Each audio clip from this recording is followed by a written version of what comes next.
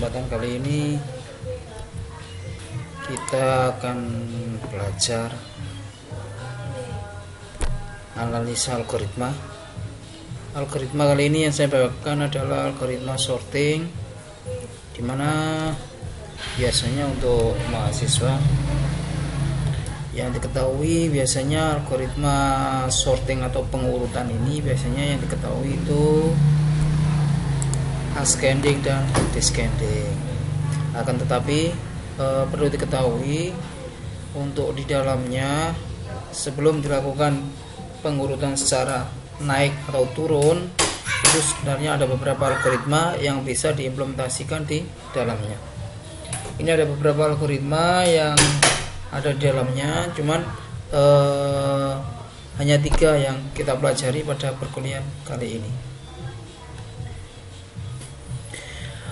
Untuk sorting atau pengurutan itu merupakan proses mengatur sekumpulan objek menurut aturan atau susunan tertentu. Jadi urutan ini bisa dikatakan nanti secara ascending atau dari kecil ke besar, atau secara descending dari besar ke kecil. Untuk mengingat-ingatnya, kalau ascending, kalau dari kecil ke besar itu mulainya A, ascending itu A sampai Z. Atau kalau dibalik ada descending dari Z sampai A. Di sini ada beberapa metode di dalam pengurutan. Jadi di sini ada bubble sort, kemudian ada selection sort, insertion sort. Jadi ini merupakan algoritma sorting. Yang pertama ada bubble sort, selection sort, insertion sort, heap sort, cell sort, quick sort, merger sort, radix sort, tree sort. Nah, yang kita pelajari, yang kita analisa nanti di dalam perkuliahan ini, kita akan menganalisa 3 algoritma atau 3 metode. Nah, untuk kesempatan kali ini, untuk hari ini, kita belajar tentang bubble sort.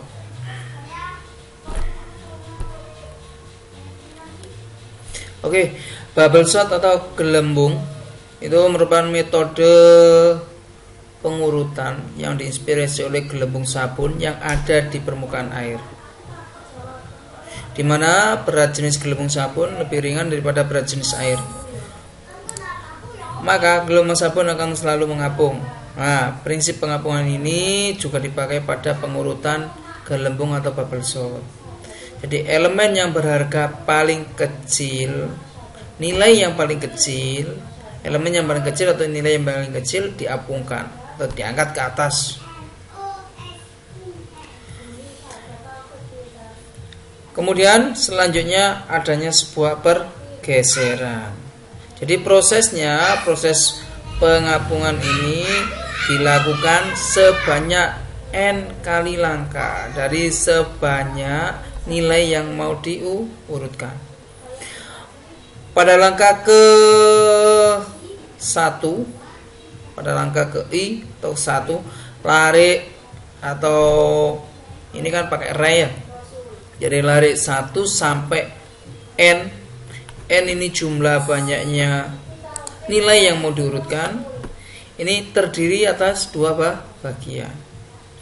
Jadi bagian yang sudah terurut L1 sampai LI yang diurutkan. Kemudian yang kedua bagian yang belum terurut I plus 1 sampai L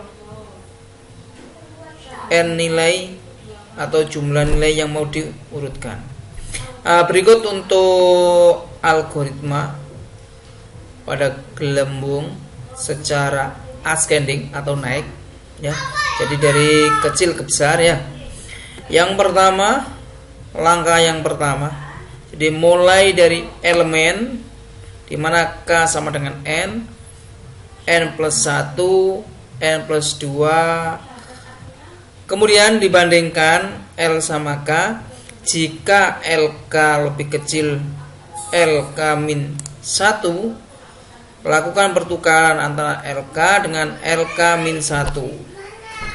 Nah, nanti untuk implementasinya lebih jelas ada pada angkanya. Jadi yang paling perlu diingat di sini untuk elemennya jumlahnya itu K sama dengan N itu jumlah nilai yang mau diurutkan. Jadi di sini kita mulai yang paling kiri, di mana nilainya ketika lebih kecil dari nilai sebelahnya itu dilakukan pertukaran. Kalau tidak berarti tetap. Kemudian yang kedua, mulai dari elemen K sama dengan N, jumlahnya nilai yang mau diurutkan tadi. Ini kan di algoritmanya itu mulai dari N-1, kemudian kan sekarang bergeser ke N-2. Jadi nanti supaya terurut gitu, sampai nanti min berapa sampai minnya terakhir. Nah, intinya akan sama. Ketika nilai itu diangkat ke atas, itu nanti akan dibandingkan dengan sampingnya. Apakah sampingnya lebih kecil? Kalau lebih kecil berarti dilakukan sebuah pertukaran. Jadi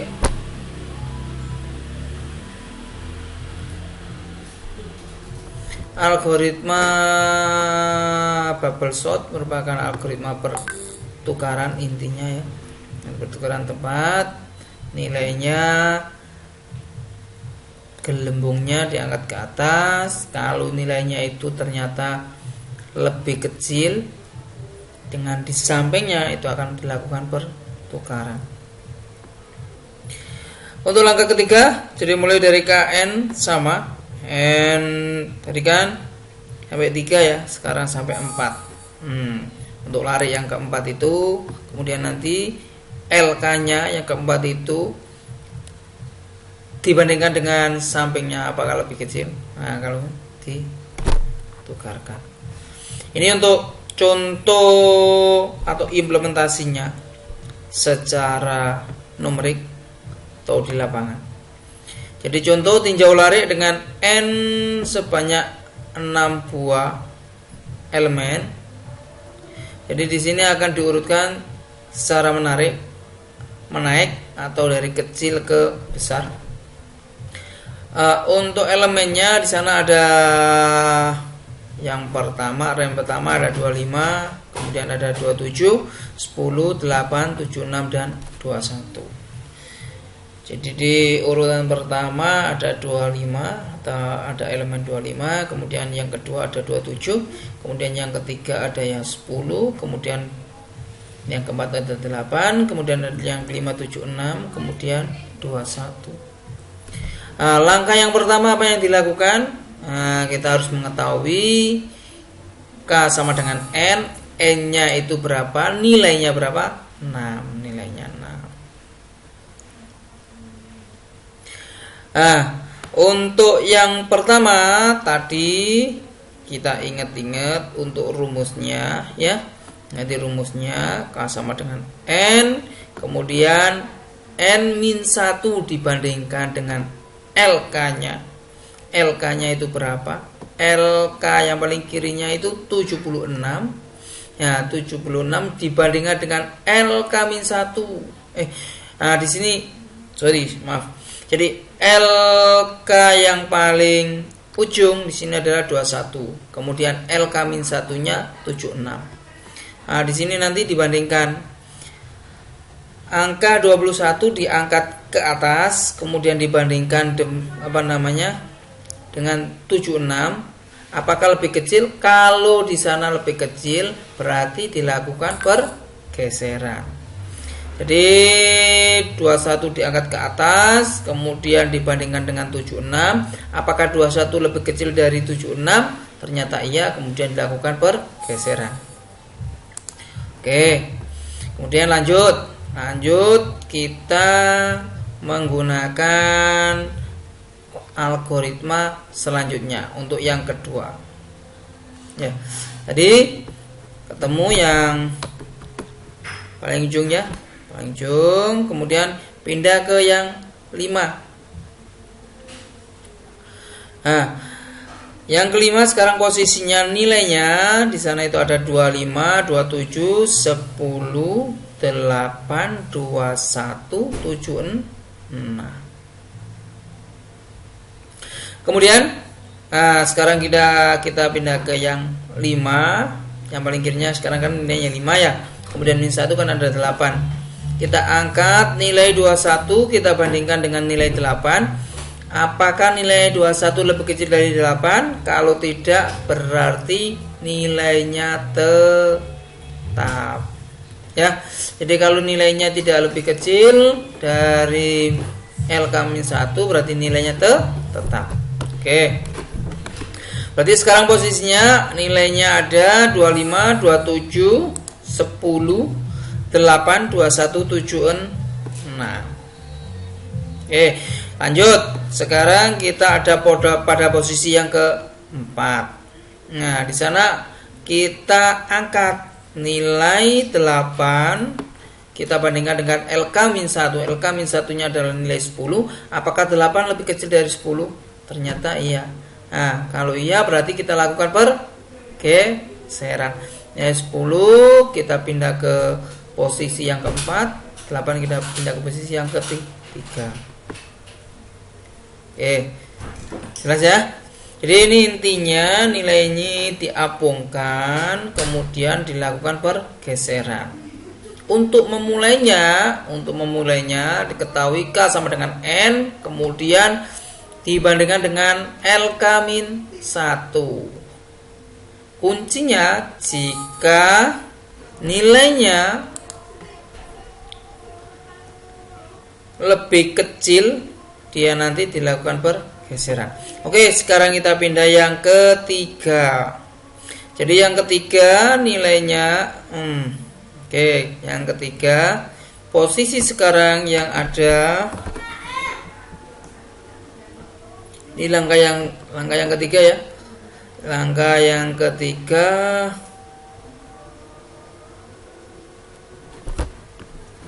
sekarang K sama dengan 4 ya. K sama dengan 4. Nah, kita bandingkan 8 dan 10. Nah, di sana ternyata nilainya lebih kecil, kita lakukan pergeseran. Nah, sekarang posisinya ada nilainya 25, 27, 8, 10, 7, 6, 21.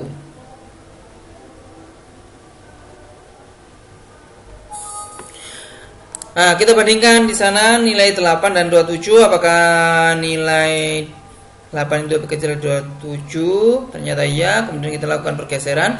Kemudian langkah selanjutnya juga seperti itu. 8 kita bandingkan dengan 25, apakah lebih kecil? Oke, kita lakukan pergeseran. Nah, ini langkah yang ke-1 sampai K-nya ini selesai ya. Hasilnya 8, 25, 27, 10, 21, 76. Ini langkah yang ke-1. Untuk langkah selanjutnya hampir sama. Jadi maksudnya seperti ini. Nanti kita lihat yang paling ujung, misalnya 76. 76 itu kita bandingkan dengan LK-1. 76 kan LK-nya. Kita bandingkan dengan LK-1 yaitu 1. Nah, jika nilainya lebih kecil, dia nanti akan melakukan pergeseran. Kalau nilainya ternyata kok lebih besar, dia nanti akan berada pada tempat yang sama. Oke, kita lihat. Ya, ini nilainya. Untuk yang pertama 8, 25, 27, 10, 21, 76. Oke, kita lakukan langkah-langkahnya hampir sama kayak yang tadi ya. Jadi di sana ada 76 sama 21 kita bandingkan, kemudian sampai selesai. Sampai selesai. Oke, saya lanjutkan. Jadi untuk nilai yang akan diurutkan tadi ada 25, 27, 10, 8, 76 dan 21.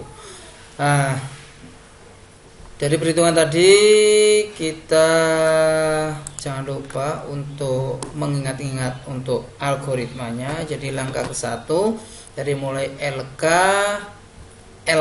nilai yang paling ujungnya tadi itu, kemudian dibandingkan dengan LK-1, itu nanti hasil langkah yang pertama ada pada intinya di kalimat yang merah ini, pada akhir langkah 1 elemen L1 berisi harga minimum pertama. Jadi nanti yang ada nilai 8-nya tadi itu untuk elemen minimum di baris yang pertama. Kemudian nanti yang di baris yang kedua itu nilai minimum di baris yang kedua. Kenapa demikian? Karena tadi kita mengurutkan dengan algoritma secara ascending, menaik. Jadi di sini untuk elemen yang pertama kita isi minimum pertama. Kemudian untuk lari yang kedua atau L yang kedua itu berisi minimum yang kedua. Selanjutnya seperti itu 3 dan selanjutnya sampai akhir atau jumlah N-nya tadi. N-nya tadi kan sampai 6. Ini untuk nilai minimumnya pertama tadi kan 8, kemudian yang kedua nilai minimumnya berapa? 10. Nilai minimum yang ketiga berapa? 21. Kemudian nilai minimum yang keempat di sana ada 25, kemudian yang kelima ada 27 dan yang terakhir tuh 76. Ini untuk codingnya sesuai yang kemarin pada kita pakai Java. Nah, di sini mohon maaf masih error untuk tool saya. Sini masih ada source code sisanya yang kemarin. Jadi di sini ada kelas, untuk kelasnya bubble sort. Ya di sini kita buat kelas dulu, kelas bubble sort, di mana di sini ada sebuah coding untuk memberikan tempat di array-nya. Baru ini nanti akan dipanggil untuk fungsi print out-nya atau implementasinya. Jadi di sini ini algoritmanya di sini pakai integer. Jadi tipe data integer. Dan di sini ada for integer mulai dari 0. Kemudian jika i lebih kecil dari n sampai i selanjutnya sampai berapa. Kemudian di sini untuk array-nya mulai dari yang pertama tadi.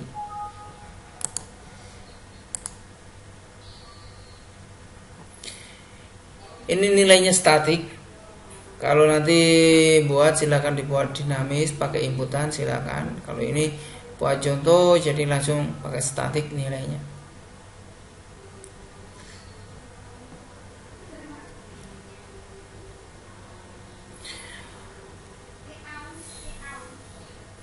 Di sini diterangkan yang pertama array-nya nilainya 360, 35, 245, 320 sama dengan 5. Kemudian nanti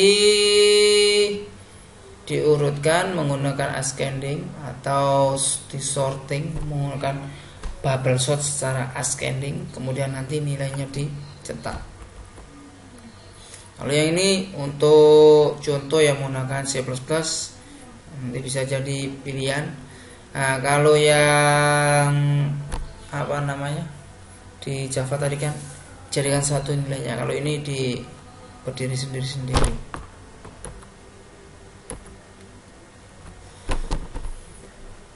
Untuk kesimpulan, pengurutan dengan metode bubble sort ini kurang efisien karena terlalu banyak penukaran yang dilakukan pada setiap langkah dan membutuhkan banyak waktu serta proses lama, sehingga tidak direkomendasikan untuk dipakai. Namun metode ini mudah dipahami dan sederhana. Kenapa demikian? Karena pada dasarnya tadi metode ini dicari di rumusnya tadi kan dimulai dari yang paling samping kemudian dibandingkan dengan sampingnya. Dalam artian untuk bubble sort ini kan intinya dia itu mengambang. Jadi nilainya diangkat ke atas dulu yang mau dibandingkan itu, kemudian dibandingkan dengan sampingnya. Jika nilainya itu lebih kecil, dia nanti akan melakukan pergeseran. Jika tidak, dia nanti akan tetap pada tempatnya. Kemudian prosesnya dilakukan berulang lagi ke posisi selanjutnya. Nah, kalau misalnya secara ascending, yang perlu diketahui di lari pertama itu harus ada minimumnya. Lalu misalnya secara descending, di sana harus ada maksimumnya. Oke, terima kasih untuk kesempatan kali ini. Untuk tugasnya silakan dikumpulkan, kemudian nanti diupload melalui absen. Jadi ini nanti untuk buktinya saudara melihat di YouTube dengan screenshotnya, ada like dan subscribe-nya, kemudian baru nanti di upload di absen. Oke, terima kasih. Saya akhiri. Assalamualaikum warahmatullahi wabarakatuh.